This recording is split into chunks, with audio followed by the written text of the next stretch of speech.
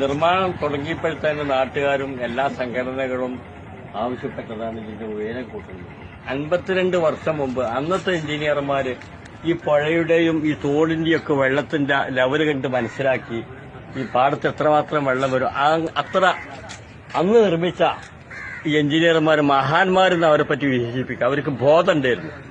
ഒരു ബോധമില്ലാത്ത ലക്ഷക്കണക്കിന് രൂപ ശമ്പളമാകുന്ന ഇന്നത്തെ എഞ്ചിനീയർമാര് ഈ രാജ്യത്തെ കുത്തക മുതലാളിമാർക്ക് വേണ്ടി തിരിഞ്ഞു നോക്കാതെ ഈ KNR എന്ന് പറയുന്ന ഈ കുത്തക മുതലാളിക്ക് വേണ്ടിയിട്ട് തിരിഞ്ഞു നോക്കാതെ നിർമ്മിച്ചതിന്റെ അശാസ്ത്രീയമായി നിർമ്മിച്ചതിന്റെ ഫലമാണ് ഇന്ന് ഈ ദേശീയപാത ഇന്നലെ ഉച്ചയോടുകൂടി ദേശീയപാത മുടങ്ങിയിരിക്കുകയാണ്.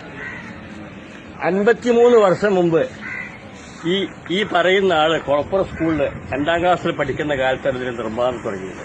അന്നു മുതൽ അത് ഉദ്ഘാടനം ചെയ്ത അന്നു മുതൽ ഇന്നുവരെ ഈ ദേശീയപാത മുടങ്ങിയിട്ടില്ല. ഇപ്പൊ ഏറ്റവും കേരളത്തിന്റെ ജീവനാഡിയായ ഈ ദേശീയപാത ഇന്നലെ സ്റ്റീവൻ മുടങ്ങിയിരിക്കാം.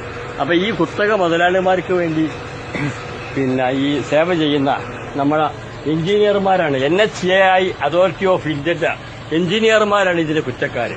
അതുകൊണ്ട് ഈ പ്രദേശത്തെ ഈ നാട്ടുകാർ, നമുക്ക് ഈ സൈഡ് റോഡ് സർവീസ് റോഡ്, ഈ നാട്ടുകാർക്ക് ഈ സൈഡ് സർവീസ്